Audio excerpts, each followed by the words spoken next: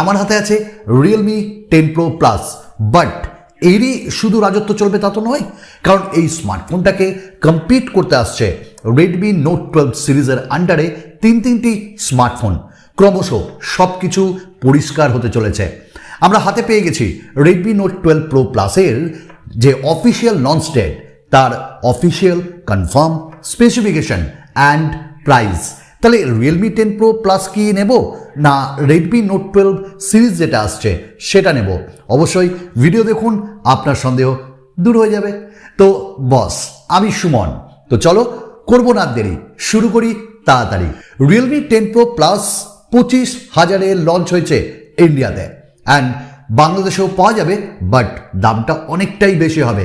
তবে এই মুহূর্তে আমরা প্রত্যেকে অপেক্ষা করছি Redmi Note 12 সিরিজের জন্য। Redmi Note 12 সিরিজ কবে লঞ্চ হবে? Redmi Note 12 সিরিজ লঞ্চ হচ্ছে 5th of January 2023, 2023 সালে। হ্যাঁ, তবে এই তো আর কয়েকটা দিন, জাস্ট ওয়েট করুন। আপনার হাতে, আমার হাতে, সকলের হাতে আসবে Redmi Note 12 সিরিজ। আর এটা আমি হাওয়ায় বলছি না, অ্যাকচুয়ালি অনুজ শর্মা তিনি টুইটারে টুইট করেছেন। রেডমি অফিসিয়ালি টুইট করছে তাদের টুইটার হ্যান্ডেলে, এবং তাদের অফিসিয়াল ওয়েবসাইটে দারুণভাবে টিজ করতে লেগেছে 5th of January কথা। তো Redmi Note 12 সিরিজ আসছে 5th of January। নাও এর অফিসিয়াল যে স্পেসিফিকেশন অ্যান্ড প্রাইস দেখো, Redmi Note 12 সিরিজ এর আন্ডারে তিনটি স্মার্টফোন আসছে। অবশ্যই যেমন চায়নাতে লঞ্চ হয়েছে 3টে smartphone, Redmi Note 12, Redmi Note 12 Pro and Pro Plus। তো এবার ইন্ডিয়াতেও এই 3টি স্মার্টফোনই লঞ্চ হচ্ছে, Redmi Note 12, Pro and Pro Plus। তো 3টে স্মার্টফোনের 3 রকমের হাইলাইটিং ফিচার্স রয়েছে। প্রথমে আরম্ভ করি Pro Plus-কে দিয়ে, কারণ সেটাই মাথা ঘুরিয়ে দিচ্ছে প্রত্যেকের। এবং Xiaomi টিজ করে চলেছে, টিজার দিচ্ছে একটাই 200 মেগাপিক্সেলের camera. Redmi Note 12 Pro Plus সিরিজে আমরা পাচ্ছি 200 মেগাপিক্সেলের ক্যামেরা, এবং এখানটাই ইউজ করা হয়েছে স্যামসাংয়ের ISOCELL HPX সেন্সার। তাহলে রিয়েলমির যে 108 মেগাপিক্সেলের camera smartphone Realme 10 Pro Plus, এটা কি কম্পিট করতে পারবে?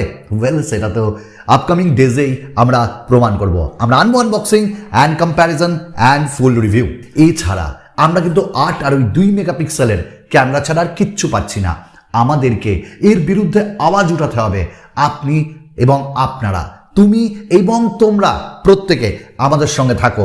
আমরা ইনফ্লুয়েন্সাররা এমনভাবে আওয়াজ তুলব যাতে এই ব্র্যান্ডগুলো ইন ফিউচার এইটাকেই ট্র্যাডিশন না রাখে। আমরা 8 মেগাপিক্সেলের আল্ট্রা ওয়াইড চাই না, 2 মেগাপিক্সেলের ম্যাক্রো লেন্সও চাই না, তার বদলে কিছু ভালো সেন্সার্স আমাদের প্রোভাইড করা হোক।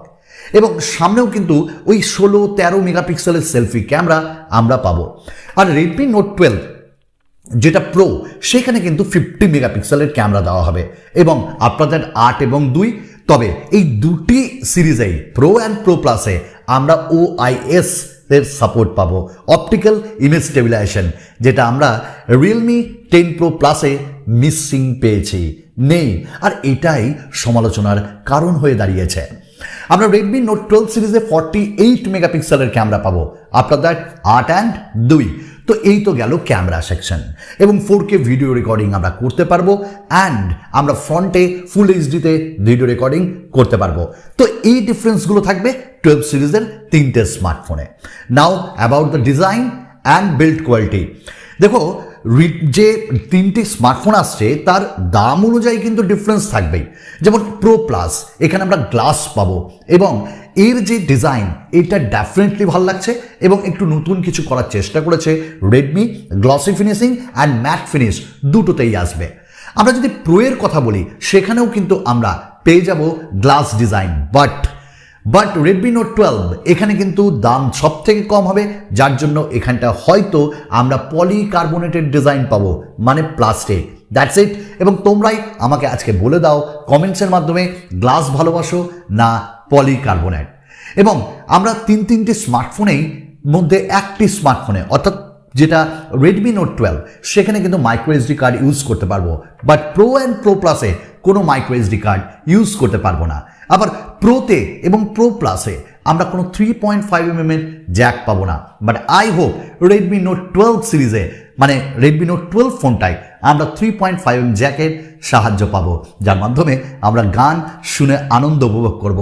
এইভাবেই উপভোগ করব আমি, তোমরা যদি সাবস্ক্রাইব করো আমাকে, অর্থাৎ ভালো লাগলে করো, পরিবারের সদস্য হয়েও, আর হ্যাঁ একটা লাইক করে দিও বস, কারণ তোমার যদি ভালো লাগে। আর যদি খারাপ লাগে তাহলে ডিসলাইক করতে একদম পিছু পাওয়া হবে না, সঙ্গে একটা কমেন্টস। তো এইবার আমরা কথা বলবো আর কয়েকটা জিনিস নিয়ে। তো এবার যেটা দাঁড়াচ্ছে সেটা হলো ডিসপ্লে। রেডমি নোট 12 সিরিজের প্রত্যেকটাতেই কিন্তু আমরা পেয়ে যাব অ্যামোলেড ডিসপ্লে। ডেফিনেটলি তিনটের মধ্যে একটু ডিফারেন্স তো কোয়ালিটির থাকবেই, তবে পাঞ্চল মিডিলে থাকবে, চিন অনেকটাই কম থাকবে এবং 120 হার্টসের রিফ্রেশ রেটও পেয়ে যাব। বাট গ্লাস প্রোটেকশন তিনটেতেই থাকবে, রিয়েলমির মতন না যে একটা বেনামি প্রোটেকশন দিয়ে দিল। আচ্ছা, এইবার কথা হলো যে এই ডিসপ্লেতে HDR10 থাকবে রেডমি নোট 12 প্রো প্লাসে অবশ্যই HDR10 সাপোর্ট অ্যান্ড আমরা পাবো। তো এখানটাই আরও একটা জিনিস, এর টাচ স্যাম্পলিং রেটও অনেকটাই ভালো হবে এবং বেশ পাতলা একটা স্মার্টফোন আমরা পেতে চলেছি।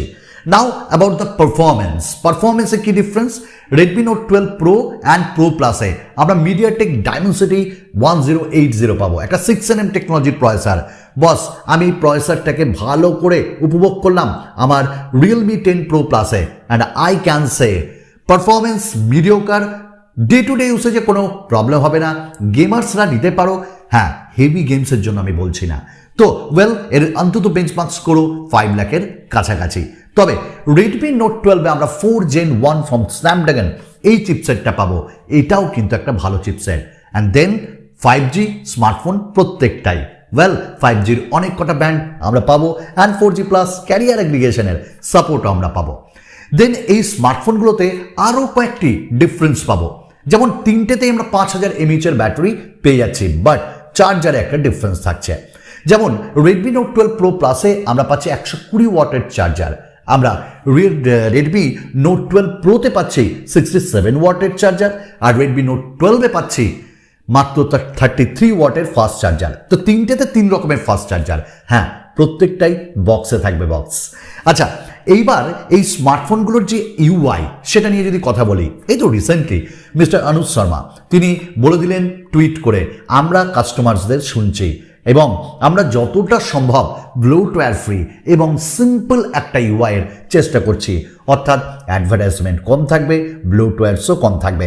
আর রিয়েলমি 10 প্রো প্লাসকে নিয়ে যা ঘটনা ঘটিয়েছে অ্যাডভার্টাইজমেন্ট অ্যান্ড ব্লোটওয়্যারসকে নিয়ে, আমার মনে হয় এটা কম্পিটিশন, মানে এটাকে কম্পিটিশন দিতে গেলে রেডমিকে সেই জিনিসগুলো অবশ্যই মাথায় রাখতে হবে। আই ডোন্ট নো তারা প্রোভাইড করবে অ্যান্ড্রয়েড 13 না দেবে না সেটা আমার জানা নেই, বাট দিলে আমার মনে হয় দারুণ হবে।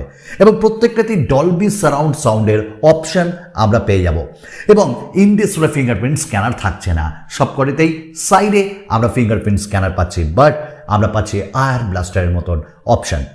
এবার এই তিনটে স্মার্টফোন 6GB 8GB এরকম ভ্যারিয়েন্টে তো আসবে। নাও দ্য অফিসিয়াল প্রাইস কত? রেডমি নোট 12 শুরু হবে 15,000 থেকে, রেডমি নোট 12 প্রো যেটা 25,000 থেকে, Redmi note 12 pro plus I hope 26 থেকে 27,000-এ আরম্ভ হবে, কারণ রিয়েলমির যে 10 প্রো প্লাস সেটা 25,000, আর তার থেকে একটু বেশি কিছু দিচ্ছে, তো 1-2 হাজার হয়তো আমার মনে হয় ডিফারেন্স তারা রাখবে। এবং এই স্মার্টফোনগুলি 5th অফ জানুয়ারি লঞ্চ হবে। লঞ্চের আগে আমরা বুঝে গেলাম কি কি পাবো, তাহলে তোমাদের ওপরই ছেড়ে দিচ্ছি, তোমাদের কি মনে হচ্ছে রিয়েলমি 10 প্রো প্লাসকে এখনই কেনা উচিত না একটু ওয়েট করা উচিত রেডমি নোট 12 সিরিজের জন্য? চলো আবার খুব তাড়াতাড়ি তোমাদের সঙ্গে ফিরে আসবো, তোমাদের সুমন দা, বিদায়।